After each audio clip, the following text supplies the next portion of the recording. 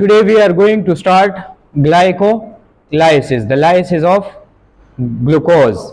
This is the metabolic reaction. It is also known as glycolytic reaction, by which a 6-carbon glucose is converted or split into two 3-carbon compound, which are called pyruvate. And pyruvate, it will be dependent upon oxygen, the presence of oxygen or the absence of oxygen, anaerobic respiration or aerobic respiration, right? And yesterday we have discussed the glut receptor. What is the importance of glut receptor? The entry of glucose from the blood into cell, any type of cell, neuron, retina cell, muscle cell, endoplasmic reticulum, adipose tissues, pancreatic cells, beta and alpha, right? So now we will discuss the glycolysis in detail. Also we will relate this glycolysis with clinical point of view. We will discuss also this, right? Where the glycolysis we can stop, we can inhibit, which enzyme is responsible for regulation of the whole process, what is the role of the nucleus in the glycolysis.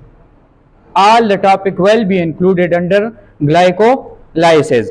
What are the transporters which are responsible for the entry of glucose into the cell? GLUT1, GLUT2, GLUT3, GLUT4, GLUT5 and GLUT7. Only the glucose transporter 4, it is insulin dependent. Insulin dependent means without insulin it cannot take the glucose into the cell, and this 4 glut receptor is present in muscles and fat cells, adipocytes, right? All the other from 1 to 7, glut 1, 2, 3, 5 and 7, all are insulin independent. Insulin independent. And we have discussed the mechanism behind insulin dependent and insulin independent transporters, right? Now for example, we will take one cell from anywhere of body. This is maybe muscle cell, maybe placental cell, maybe neuron, but the glucose will try to enter the cell and well undergoes glycolysis inside cytoplasm, right? So for example, we are taking cell.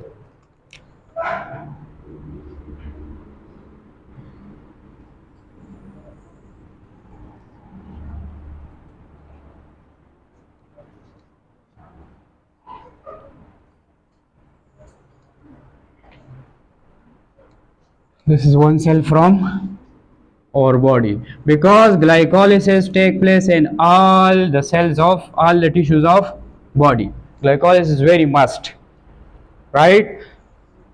Which cell is wholly dependent upon glycolysis? Mean where no Krebs cycle and no electron transport chain can occur. RBCs, red blood cells, and red blood cells only the glycolysis take place, because mature RBCs doesn't have mitochondria. Krebs cycle and electron transport chain occurs in mitochondria. So if the cell lack mitochondria, the Krebs cycle, the site for the Krebs cycle and electron transport chain is not present in that cell, right? And that cell will undergo lactic acid formation after pyruvate formation, right? Because now we will discuss that in glycolysis the 2 ATPs are formed, 2 ATPs and 1 NADH. These two molecules are very important in glycolysis, and the cells are getting energy, quick energy from glycolysis. So for example, this is cell and this is the glut receptor or glut transporter.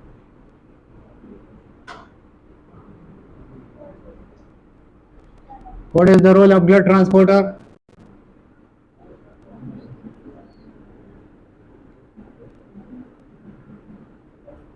It takes the glucose from the blood into the cell. This GLUT receptor may be GLUT1, it may be GLUT2, it may be 3, it may be 4, 5 or 7. It depends upon the cell, right? But all the cell will take glucose from blood. For example, here this is blood.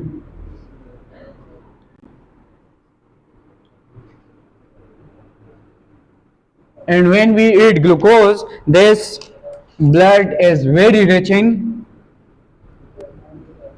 glucose.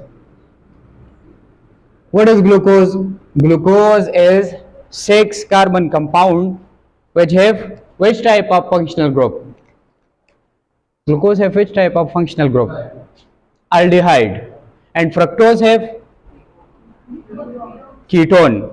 What is the best definition of carbohydrates? The polyhydroxy aldehydes are ketone.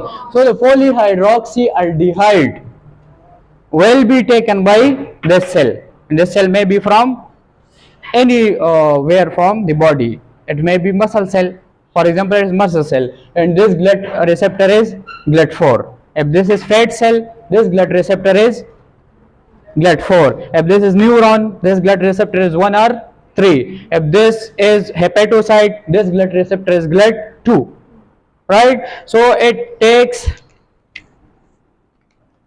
this glucose from the blood into the cell.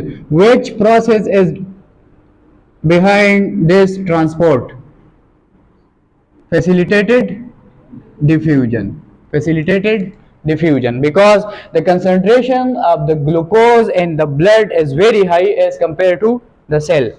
According to your book, the concentration in the cell must be less than 100 mg per dl, right? What is the normal value of fasting blood sugar?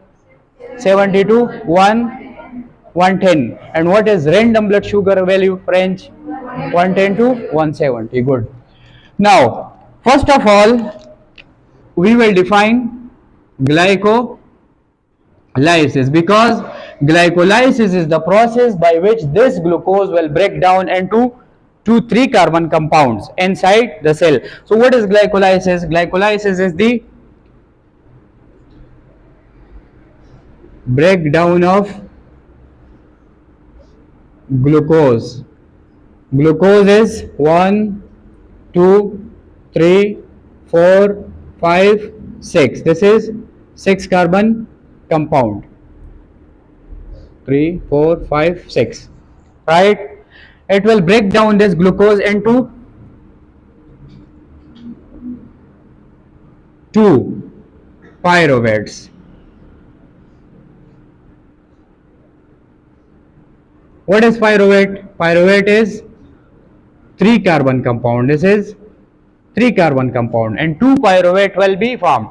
It means that this glucose is break down in middle. One molecule, 3 carbon compound is formed, and another 3 carbon compound is formed. One is called dihydroxy acetone phosphate, and second is called glyceraldehyde 3 phosphate. Right? This is definition of glycolysis. This glycolysis is also known as Embden Meyerhof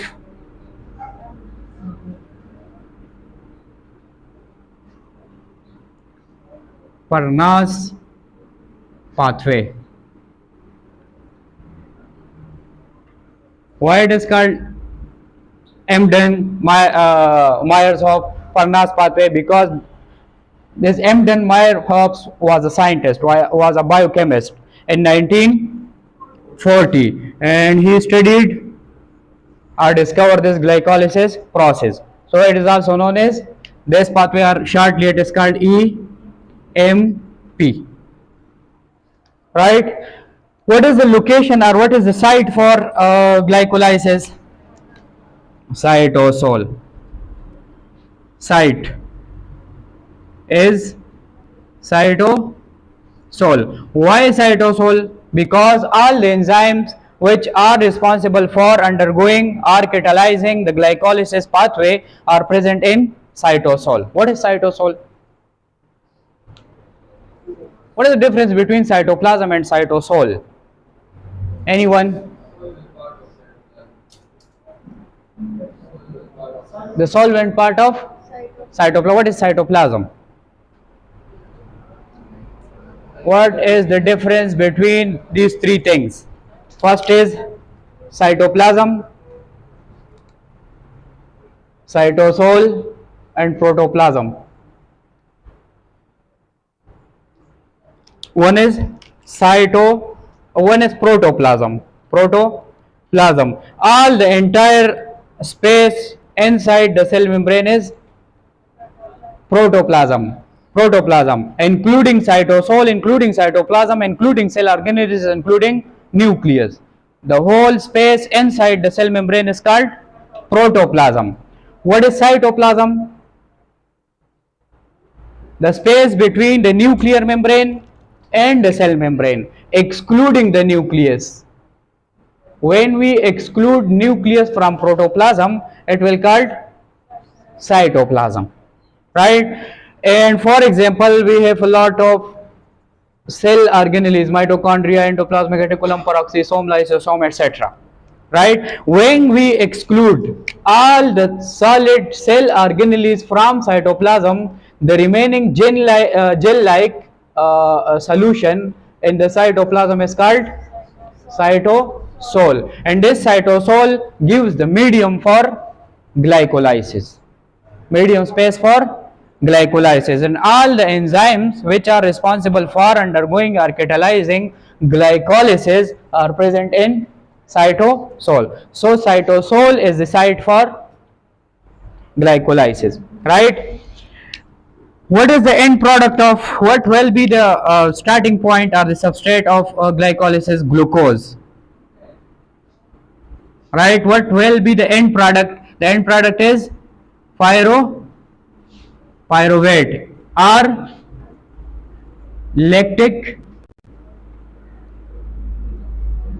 acid. Lactic acid or pyruvate, because this lactic acid can be formed shortcut from glycolysis, right? We will discuss this in detail. Now, for example, this is a cell, and this glucose came from the blood into the cell, right? But this cell have also it have a nucleus.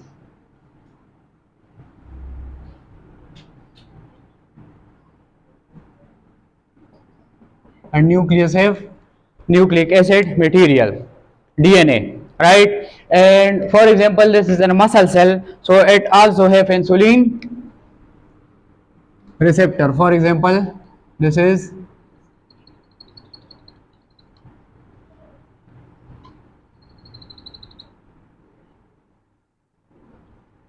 insulin receptor, right? Here, for example, when this glucose is coming to the cell, inside the cell, this will take or break down the ATP into ADP and will take 1-phosphate, right? We will divide this glycolysis into 3 phases. We will divide this glycolysis into 3 phases. The first one is energy consuming phase. Energy consuming phase. The second is splitting phase. The third is energy production phase. Energy production phase, right? In energy consuming phase, the glycolysis will use energy, will use ATP, will break down ATP into ADP and get the energy. And splitting phase, the 6-carbon compound will convert into 3 carbon compounds. In energy productive phase, it will form energy through different reactions, right?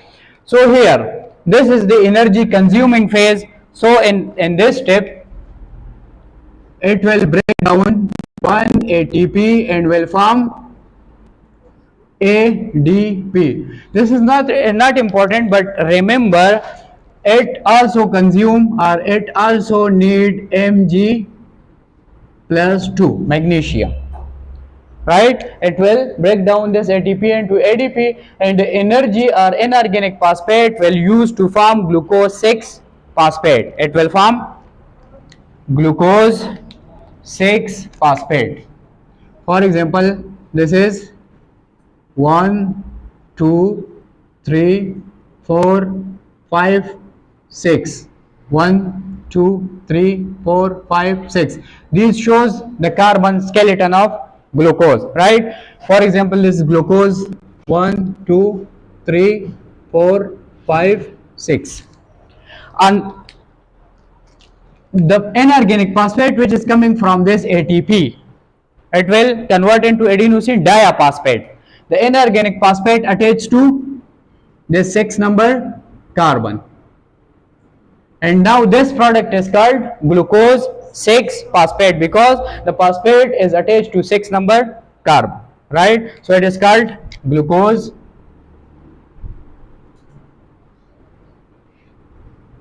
6 phosphate.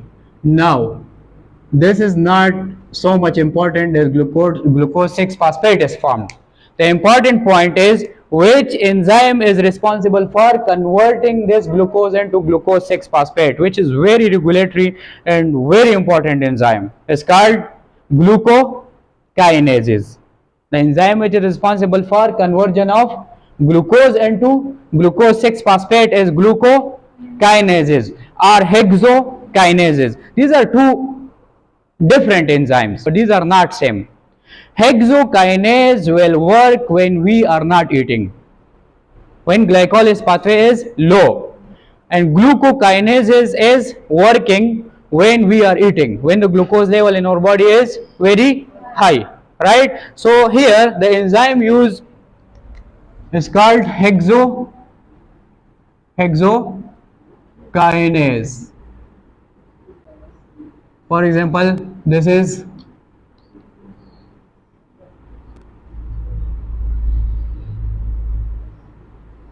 hexokinase, right? It will catalyze this reaction, or when our glucose level is very high, here the enzyme is called glucokinase. This is glucokinase, and glucokinase is resemble with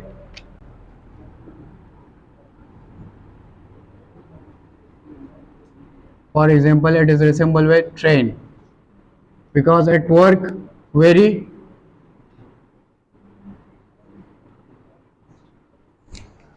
quickly, right? When the glucose level in our body is very high, glucokinases will work and will convert more glucose into glucose 6 phosphate, and when our body glucose level is low, the hexokinases will work and will convert glucose into glucose 6 phosphate. But here this is irreversible step. All the irreversible steps in glycolysis are very important. They are regulatory steps, right? What is the effect of insulin on glucokinases, right? Here we have blood. For example, this is blood, and insulin is coming from pancreas, the beta cells of pancreas. This is, for example, insulin, and this insulin came and will attach to this insulin receptor. It will activate 3 genes in DNA, 3 areas in DNA. For example, this insulin, this receptor,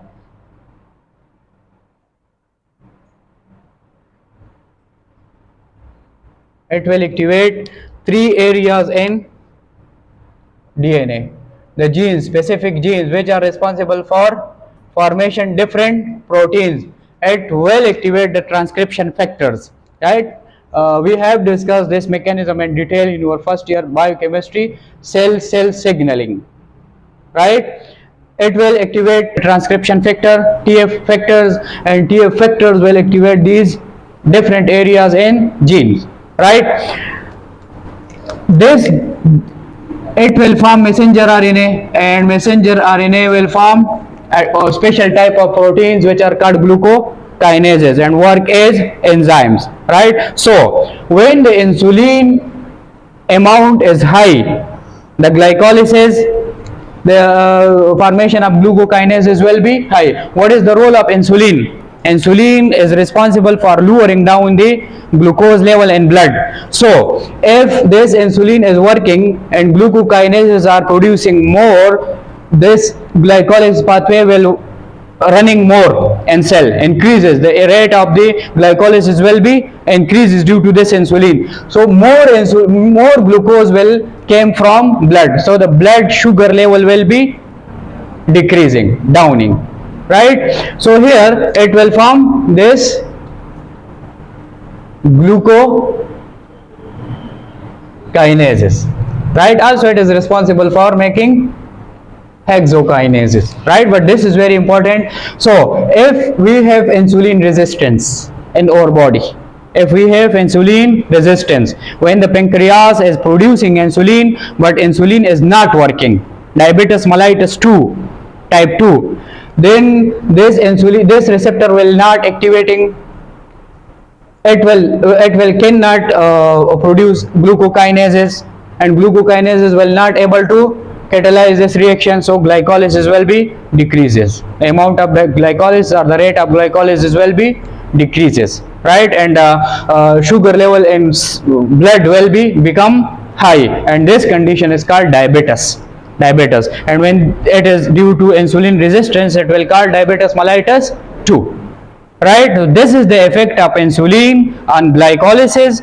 or the glucose level in blood and as well as in cell, right? This is the first step, this is the regulatory step, right? Now here another enzyme is working and it will convert this glucose 6-phosphate into fructose 6-phosphate. What is the meaning of this symbol? This is reversible reaction. This product can be formed from fructose 6-phosphate, and fructose 6-phosphate can be formed from glucose. This is isomerism. This is called isomerism. So now here it will convert into fructose 6-phosphate. Fructose 6-phosphate. This is also 6 carbon compound.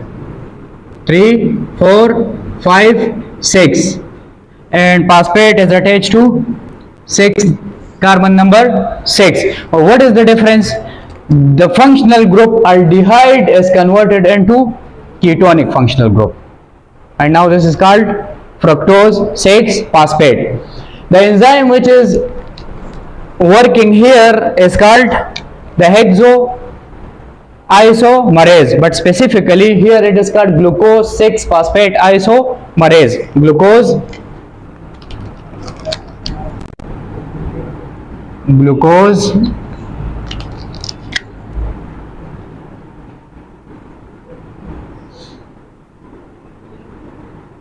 6-phosphate isomerase. This enzyme is working here and it converts the glucose 6-phosphate into fructose 6-phosphate. It is reversible reaction, so it is not so important as this reaction. This is not regulatory step, right? Now another enzyme which is very important, convert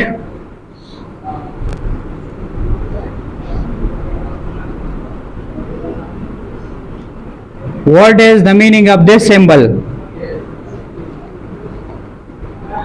This is irreversible reaction, mean that this reaction is also very important. It converts this fructose 6-phosphate into fructose 1,6 base phosphate.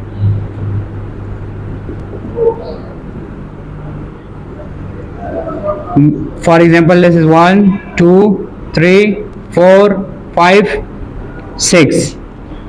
1, 2, 3, 4, 5, 6. One phosphate attached to carbon number 6 and one is attached to carbon number 1. So it is called fructose 1,6 base phosphate. What is the difference between base phosphate and diaphosphate? Anyone?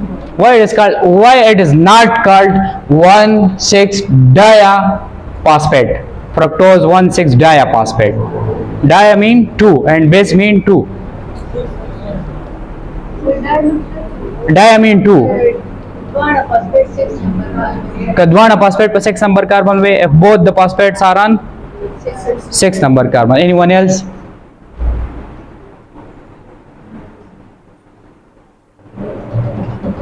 Omaisa.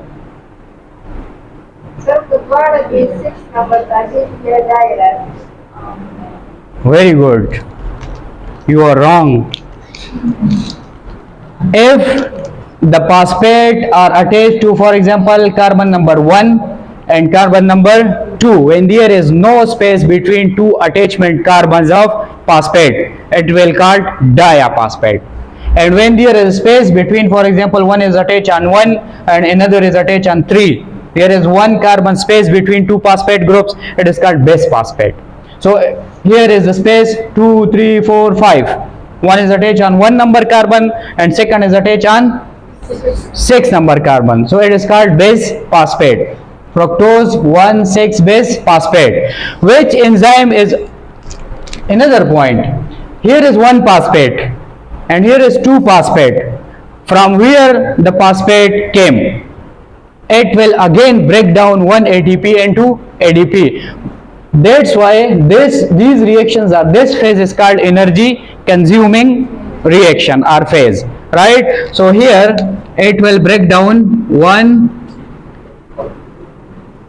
ATP into ADP and will get this phosphate, right? And it also need magnesium, right? It also need magnesium, right? And this is irreversible reaction, so it is very important. And the enzyme which is responsible for catalyzing this reaction is the most important enzyme in all our glycolysis, which is called phosphofructokinase 1. It is called phosphofructokinase 1, shortly phosphofructokinase 1. This is very important enzyme, right? But it cannot, the interesting point here is it cannot directly convert the fructose 6 phosphate into fructose 1,6 base phosphate, right? First another reaction, sidewise reaction will occur in this step, right? What is that reaction? This fructose 6 phosphate, first it will convert into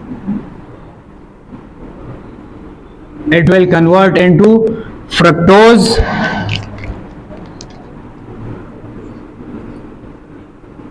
2,6 base phosphate, will convert into fructose 2,6. For example, 1, 2, 3, 4, 5 and 6. One phosphate is attached to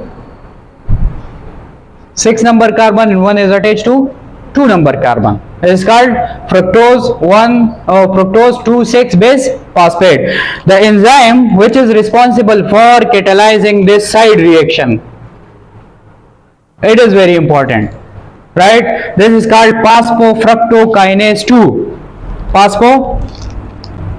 Phosphofructokinase 2. Phosphofructokinase 2 is responsible for converting fructose 6 phosphate into fructose 2,6 base phosphate. The energy consuming here is directly coming from glycogenolysis.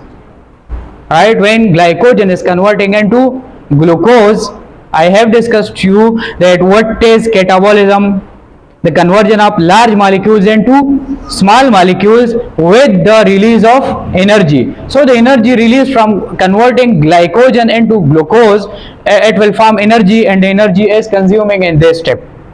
When the fructose 6 phosphate is converting into fructose 2 6 base phosphate, and now this PK1 enzyme, PFK1 enzyme, phosphofructokinase 1 enzyme, is responsible for converting this fructose 2 6 base phosphate into fructose 1 6 base phosphate.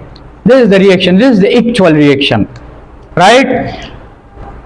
And here we can say that fructose 6 phosphate is converting into fructose 1 6 base phosphate by phosphofructokinase 1, but the real reaction is this one, because this step is very important, right? Because this phosphofructokinase enzyme is regulated by this phosphofructokinase enzyme is regulated by ATP. There is a negative regulation. It means that when the ATP in the cell is increases, this enzyme will be inhibited, and when this enzyme is inhibited, the glycolysis will stop, because energy is enough in the cell, right? For example, this is phosphofructokinase 2 enzyme. This is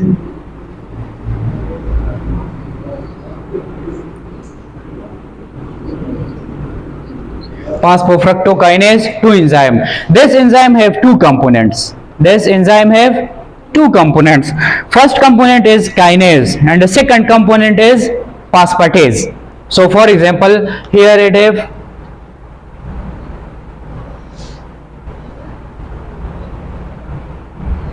kinase, and it also have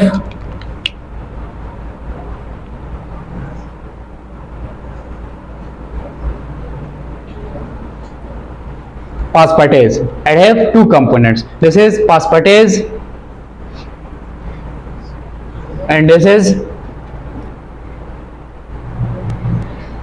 kinase, and this is phosphofructose. So phosphofructokinase enzyme, this is type 2, phosphofructokinase 2. Now the interesting point is, one of these unit can be activated at time. When the kinases are active, the phosphatases will be inactive. When the phosphatases are active, the kinases will be non-active. What is kinase enzyme? What is kinase enzyme? The kinase enzymes are the enzymes which are responsible for phosphorylation or decarboxylation. When the groups are detaching from the compound, the kinases enzymes are responsible for that, right? Like this, for example, this is phosphofructokinase. So one phosphate is detaching from ATP. Glucokinases, one phosphate is detaching from ADP. This is called phosphorylation, right? Phosphorylation, right? So where phosphorylation is needed, the kinases enzyme will work, and there are mainly three important kinases enzymes are present in glycolysis process. One is gluco or hexokinase, one is phosphofructokinase, and the last one is pyruvate kinases, right? So here this is the regulatory step. Now this here we have also a receptor which is responsible for 2 3 4 5 6 7, which are responsible for the activity of glucagon. Glucagon is also responsible for maintaining the glucose level in body, right? When the insulin amount is high in body, when the insulin amount is high and glucagon is low, what will happen normally? When this amount is low, it will activate alpha, beta and gamma unit. It will activate the adenyl cyclase, or this is called adenylate. This is just a repetition. I have discussed this in detail, right? This adenylate cyclase will convert ATP into CAMP, and this CAMP will activate phosphokinase A, and this phosphokinase A is responsible for phosphorylating this phosphatase unit of phosphofructokinase 2 enzyme, and when this phosphatase enzyme is inhibited, it will start work, right? What is the work? This is the work. It will convert fructose 6-phosphate into fructose 2,6-phosphate bisphosphate, and this fructose 2,6 bisphosphate will convert into fructose 1,6-phosphate. So this enzyme have a site here. This is the one site, right? And when ATP amount is high in the cell, ATP is attached here, and inhibited this enzyme, and this pathway will shutting down, right? The second regulator is for citrate.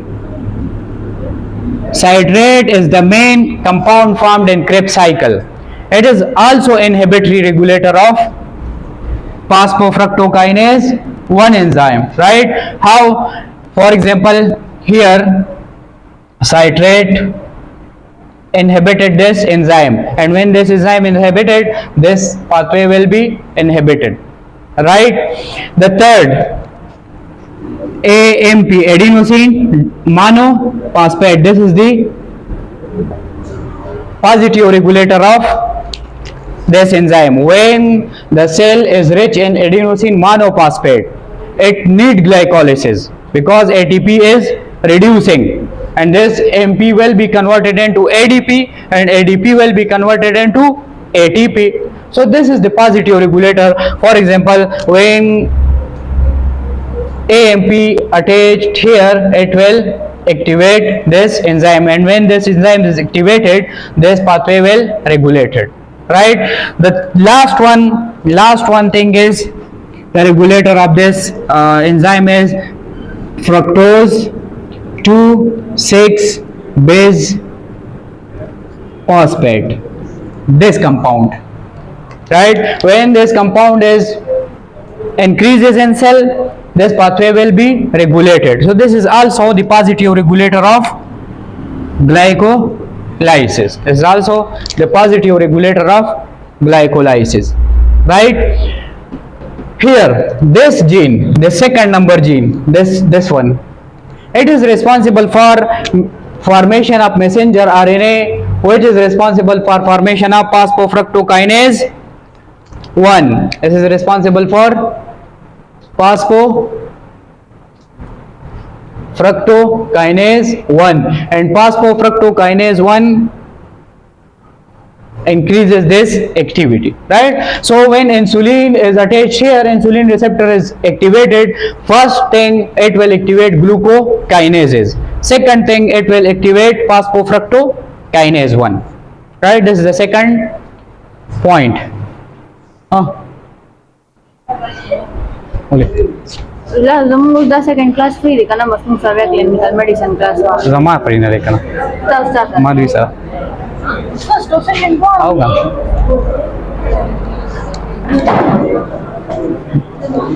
Bas देखो गोल.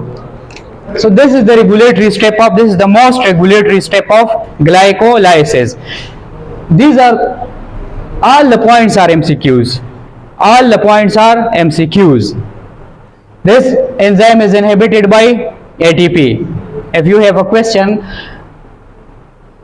for example, the inhibitory enzyme, all of the following are inhibitory enzymes of phosphofructokinase 1 except, you will see for fructose 2,6 bisphosphate or AMP. These are the non-inhibitory enzymes for, are the regulators for phosphofructokinase 1, and the ATP and citrate are the inhibitory components for phosphofructokinase 1, right? What is the effect of insulin on glucokinases? It will activate glucokinases. What is the effect of insulin on phosphofructokinase 1? It will increase the activity of phosphofructokinase 1. What is the effect of the increased amount of glucagon on phosphofructokinase 1?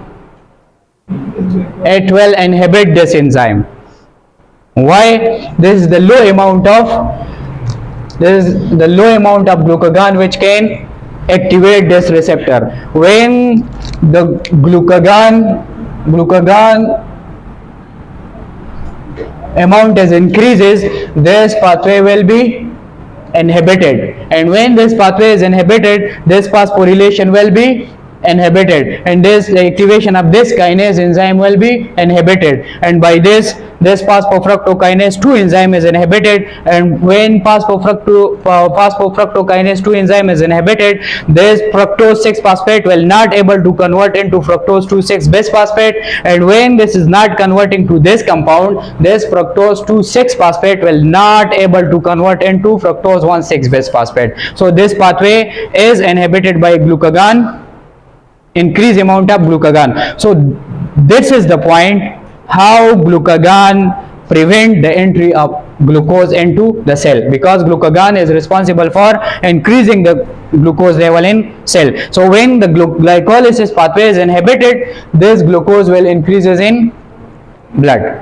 These are the two pathways, how insulin decreases the glucose level in blood and how glucagon increase the glucose level in blood. So this is the next step.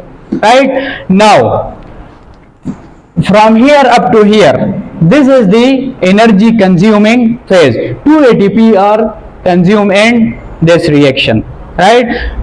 This is step 1, when glucose is converted into glucose 6 phosphate. This is step 2, glucose 6 phosphate is converted into fructose 6 phosphate, and this is step 3, when fructose 6 phosphate is converted into fructose 1,6 bisphosphate. All these 3 reactions are called energy consuming phase, right? When the glucose is converted into fructose 1,6 bisphosphate, this phase is called energy consuming phase. How many energy is consumed by this phase? 2 ATPs. 2 ATPs is consumed by this energy consuming phase. Now, another enzyme is responsible for splitting the fructose 1,6 bisphosphate. For example, this is half and this is half. It will break this bond. And for example, here this is also reversible step. This is not irreversible, right? It will convert it into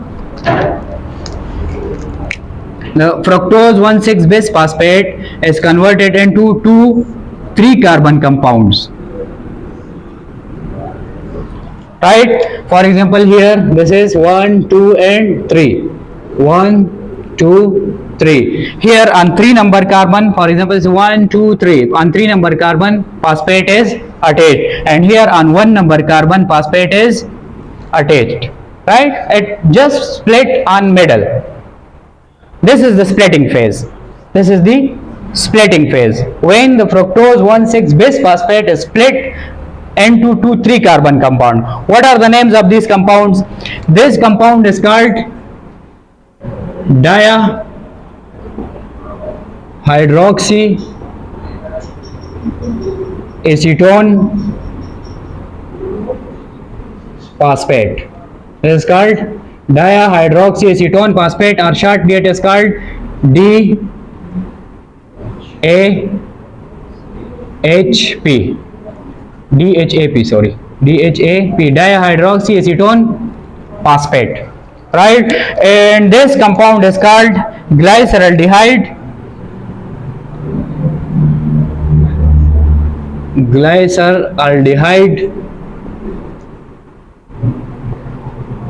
3 phosphate, because phosphate is attached on 3 number carbon, and shortcut is called glyceraldehyde 3 phosphate. Now the question is, which enzyme is responsible for splitting this fructose 1,6 bisphosphate into 2,3 carbon compounds, right? The enzyme is, shortly this enzyme is called aldolase enzyme. This is called aldolase enzyme, but specifically this enzyme is fructose 1,6 bisphosphate aldolase, right? This is called fructose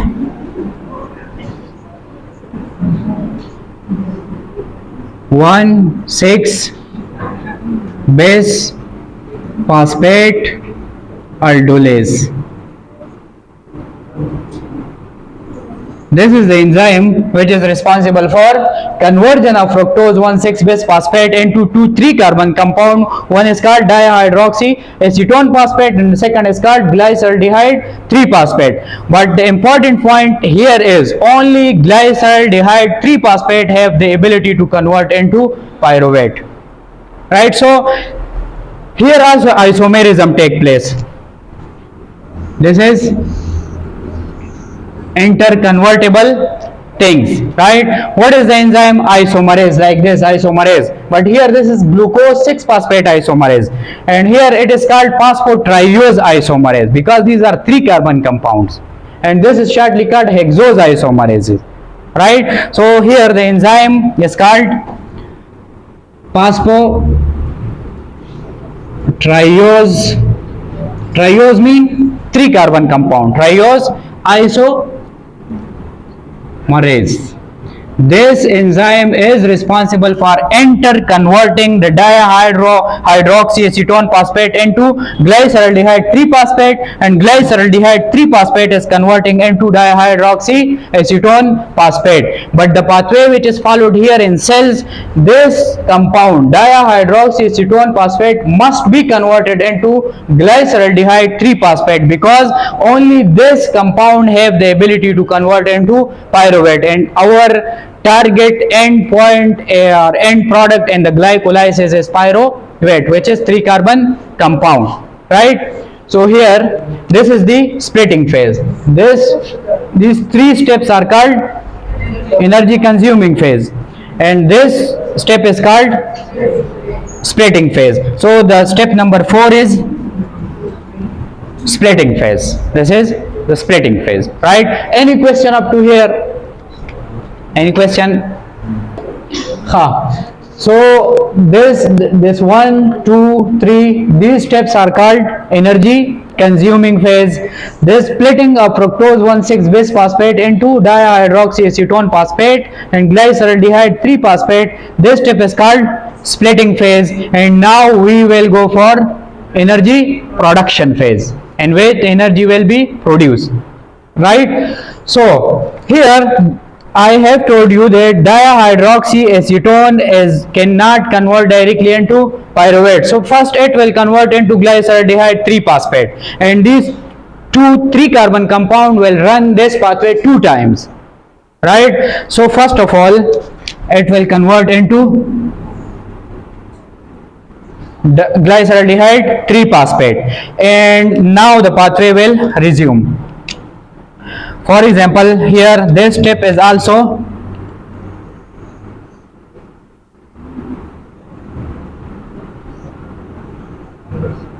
a reversible step, right? This will convert into 1,3-phosphoglycerate. 1,3-phosphoglycerate. 1,3-phosphoglycerate,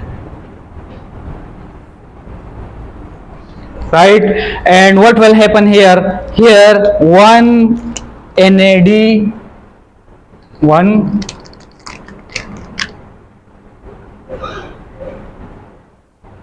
NAD plus will converts into NADH. 1 NADH will reduce to 1 NADH, and this pathway I have told you, this pathway will run for 2 times. So 2 NAD plus will convert into 2 NADH, One is from glyceraldehyde 3-phosphate and one is from dihydroxyacetone phosphate, right? Which enzyme is responsible here for catalyzing this reaction? This enzyme is also very important, right? What is the name of this enzyme? This enzyme is called glyceraldehyde 3-phosphate dehydrogenase. And due to this dehydrogenase, one phosphate, one inorganic phosphate is attached to this compound and it will convert into 1,3-phosphoglycerate, right? Now this glyceraldehyde 3-phosphate dehydrogenase enzyme is this can be inhibited by one poison which is called arsenic acid. Arsenic acid as a preservative used in the wood and food industries for the preservation of bacterial growth in the products, right? This is an acid and this arsenic acid can inhibit this enzyme. And when this enzyme is, for example, a patient have arsenic acid poisoning, arsenate poisoning, which process is inhibited by this arsenic acid? Glycolysis, right? And energy of the body will reduce, the formation of the pyruvate will reduce in the body. So one clinical point here is this enzyme can be inhibited by arsenic acid. This is the competitive inhibitor of glyceraldehyde 3-phosphate dehydrogenase. Now when a person have arsenate poisoning, the glycolysis or the glyceraldehyde 3-phosphate dehydrogenase enzyme will be inhibited and this pathway will be inhibited in that patient. And when the metabolic pathways are shutting down in the body, it will move to coma and death. Why? Because if you remember, the neurons are wholly solely dependent upon glucose, and when you have arsenic acid poisoning, for example, a patient have arsenic acid poisoning, this pathway will be inhibited in neurons, and when this pathway is inhibited in neuron cannot get energy, and when neurons cannot get energy, it will cause cerebral death, and when cerebral arrest or death will occur, it will cause respiratory arrest, and when respiratory arrest is occur, the patient will goes into coma and death. So arsenic poisoning on this pathway cause death, right? Second pathway, alternative pathway here, this 1,3-phosphoglycerate by mutase enzyme, it can be converted into 2,3-diaphosphoglycerate, right? For example, here this is an alternative pathway. For example, this thing is converted into 2,3-diaphosphoglycerate DPG. This is very common and very important. You must have learn or see this in your books, 2,3-DPG. This is very important. This is contribute in respiratory system. 2,3-diaphosphoglycerate, because the main role of this 2,3-diaphosphoglycerate is the unloading of hemoglobin from oxygen in tissues, right? For example, I have HB, high hemoglobin. Hemoglobin can transfer or transport for oxygen. How these oxygen are unloaded in tissues? Due to 2,3-diaphosphoglycerate. So this 2,3-phosphodiglycerate is very important, and this increase the unloading oxygen unloading capacity of hemoglobin in tissues, right? 1,3-base phospho. This is 1,3-base phosphoglycerate, right? 1,3-phosphoglycerate. It can be converted through mutase enzymes. The enzyme which is working here is called mutase enzyme. What is the name of this enzyme? 1,3-base phosphoglycerate mutase enzyme. It can convert 1,3-phosphoglycerate into 2,3-diaphosphoglycerate, which is responsible for unloading of hemoglobin in tissues. From which thing? From oxygen. It increases the capacity of oxygen unloading of hemoglobin in tissues. This is very important. If there is a deficiency of 2,3-diaphosphoglycerate, the hemoglobin will not able to unload from oxygen in tissues, and tissues will lack in oxygen, mean the tissues will go in ischemic stage. And when the tissues are going into ischemic stage, this glycolysis pathway will take place in dead cells, and the cells will take less energy and will die in last, right? And this process is called necrosis. This is called necrosis, right? Now the pathway is running. This is sidewise pathways, right? Next, this phosphoglycerate, 1,3-phosphoglycerate, base phosphoglycerate will convert it into 3-phosphoglycerate. Simply, it will convert into 3-phosphoglycerate, and this step is also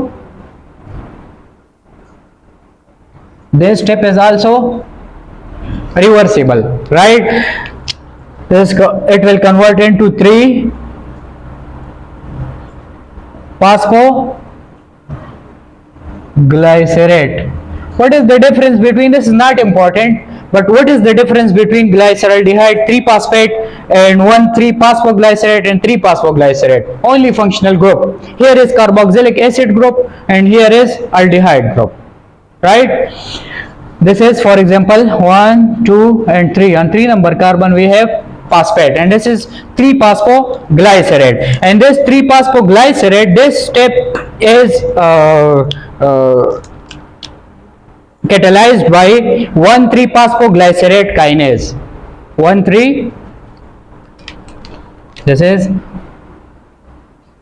1,3-phosphoglycerate kinase, right? So here kinases enzymes are present, and when kinases enzymes are present, it will do some phosphorylations, and the phosphorylations taking here is it convert 1 ADP into ATP, and this is the first ATP produced in glycolysis. And this pathway, I have told you that this pathway is running 2 times.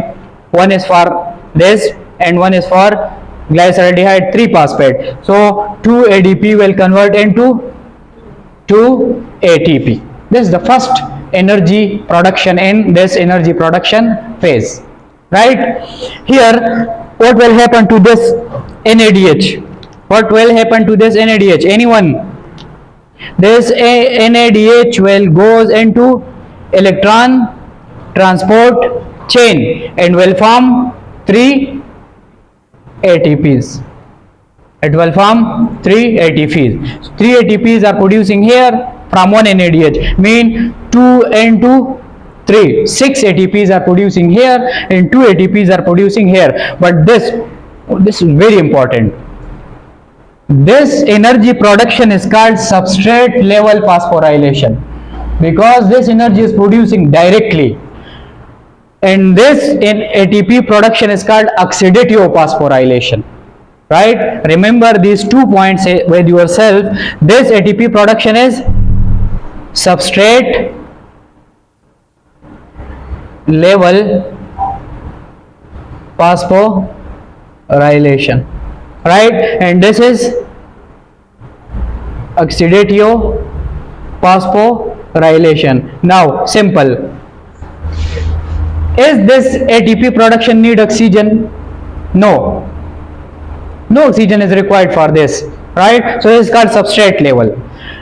This ATP production needs oxygen, so it is called oxidative phosphorylation, right? Because it will undergo electron transport chain, right? This is the next step. Now next, this 3-phosphoglycerate will mutate or isomerase to 2-phosphoglycerate, right?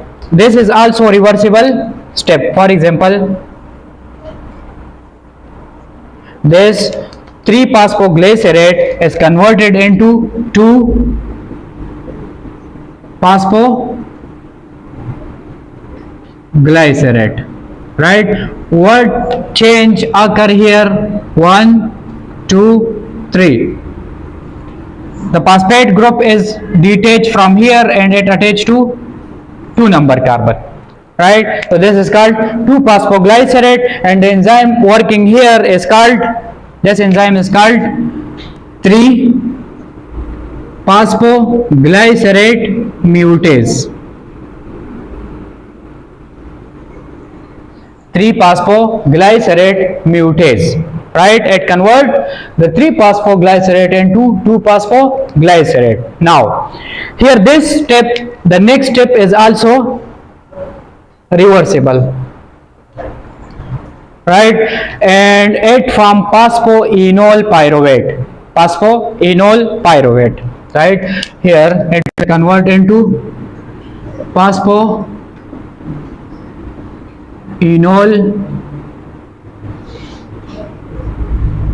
pyruvate. This is also 3-carbon compound, only the groups are transferring in different compounds, right?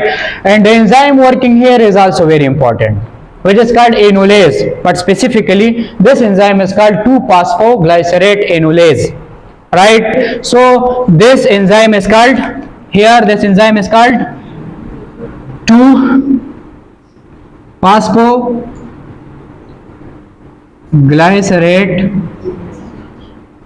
enolase, right? This is very important, and the competitive inhibitor for this enzyme is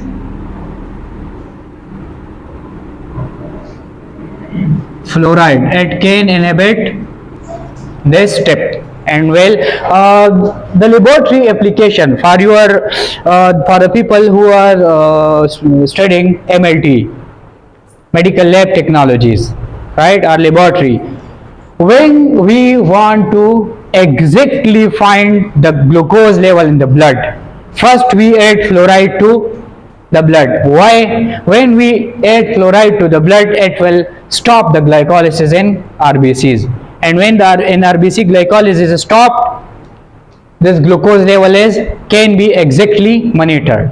And when you are monitoring without fluoride, glycolysis is also running, so this glucose level will be decreasing, right? So if in laboratory technologists and laboratomists want to measure the exact value of glucose in the blood, he must first add fluoride to RBCs or red blood cells, right? The next step, the next and very important step, and what is this sign? Why I am using green marker here?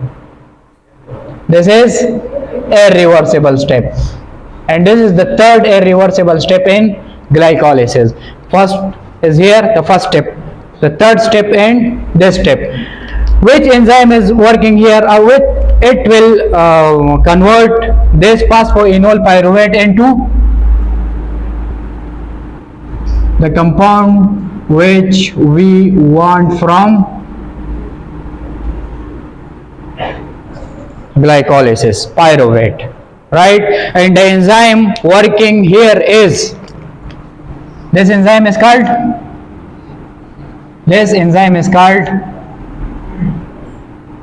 pyruvate kinase, right? And when kinase enzymes is working, one ADP will be converted into ATP. Here also magnesium is important. ADP is converted into ATP. So this phosphate is getting by this ADP and convert into ATP. This is the second energy direct production of ATP in glycolysis. The first is in this step, when glyceraldehyde, when 1,3-phosphoglycerate is converted into 3-phosphoglycerate, one ATP is producing here and one ATP is producing here when phosphoenol pyruvate is converting into pyruvate, right?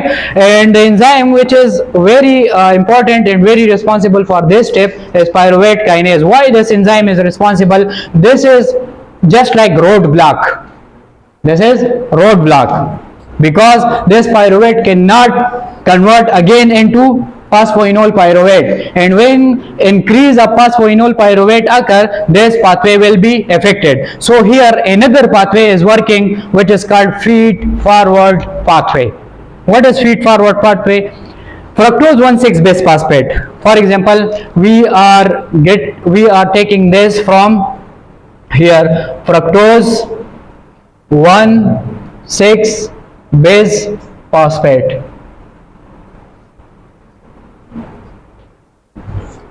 When the amount of fructose 1,6 bisphosphate is increases in the cell, it will activate or it will catalyze this pyruvate kinase, and will say pyruvate kinase, please convert phosphoenol pyruvate to pyruvate, that this pathway running smoothly, right? This pathway, when a substrate is catalyzing another step in the pathway, this type of pathway is called feed forward pathway. This is called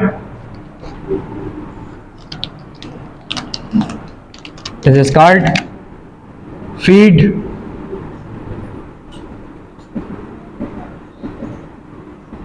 forward pathway. Right? Now, if someone asks about feed forward pathway, you can answer them.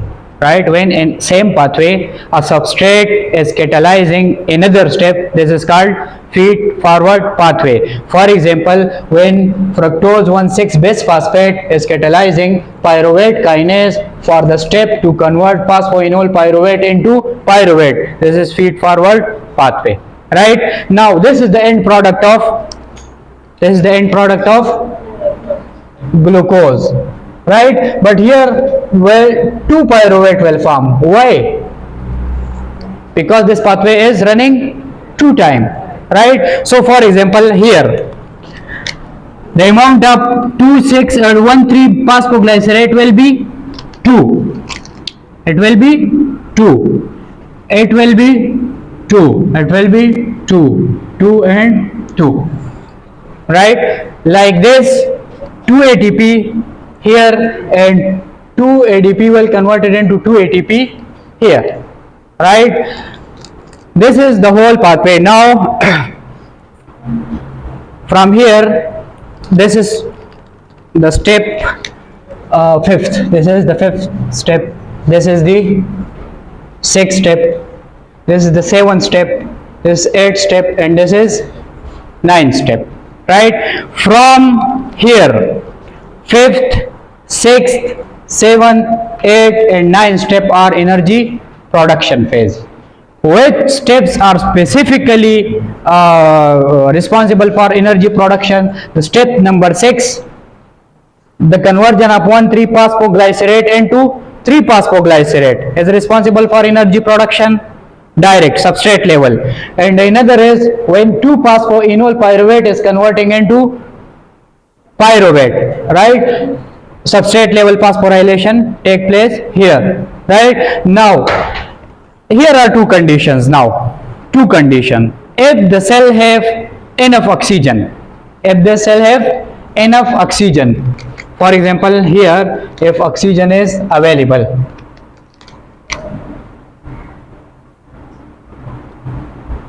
when there is enough oxygen, right, it will goes to this pyruvate will goes to form acetyl coenzyme A. It will form acetyl coenzyme A with the help of pyruvate dehydrogenase enzyme. We will discuss this in Krebs cycle, right? And this acetyl coenzyme A will follow Krebs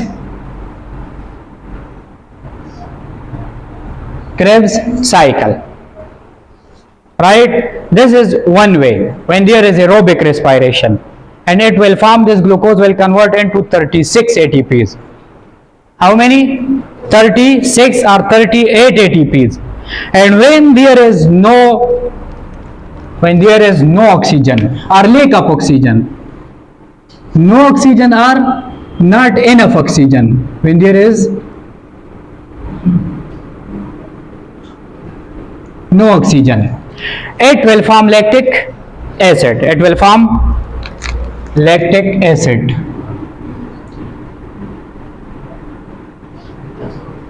Lactic acid, and this lactic acid or lactate will goes to liver, and liver it will form again glucose, right? But when this lactic acid is increases in the blood, it will cause lactic acidosis, which is very, very dangerous when it increases from its limit, right? Because when we are exercising, already the lactic acid formation is increases, and our body is goes to the lactic acidosis for some time. But I have told you that HCO3 pathways, the carbonic anhydrase enzymes are responsible for reducing the acidity of the blood again.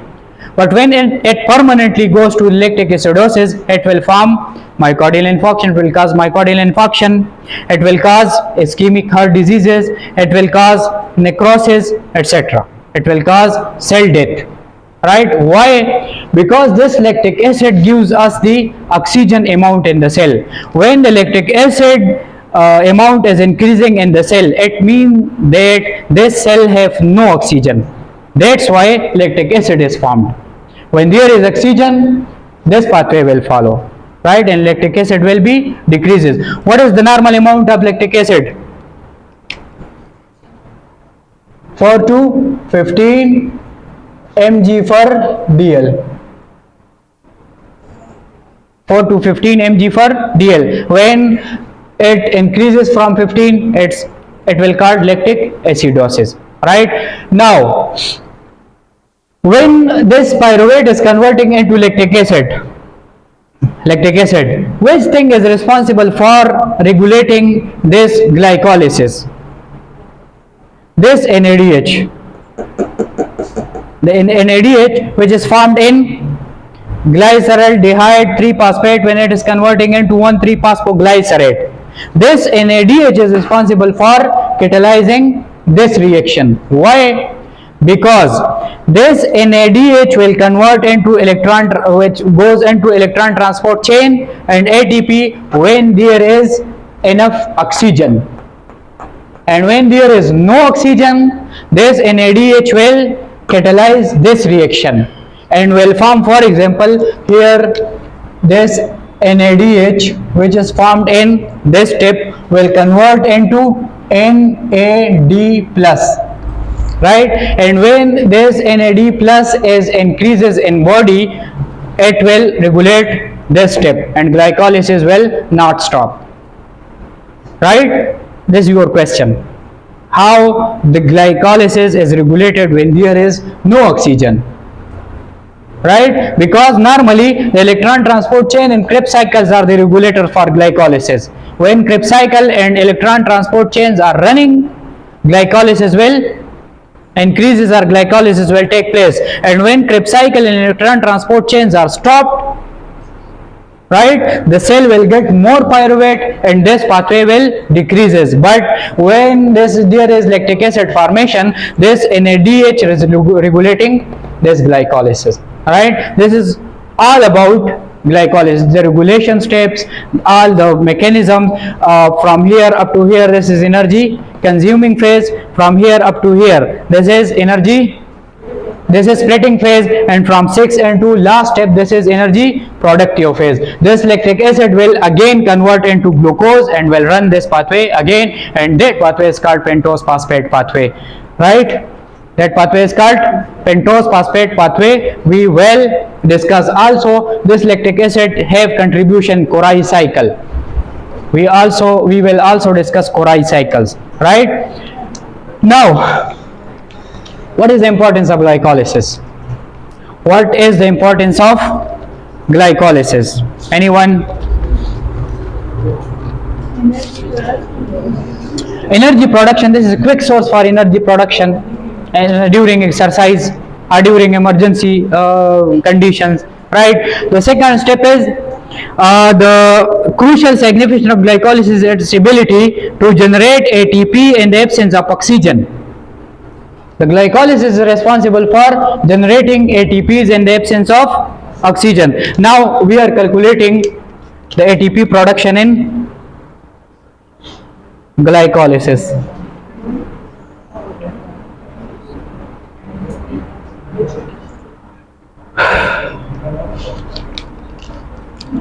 First, two gross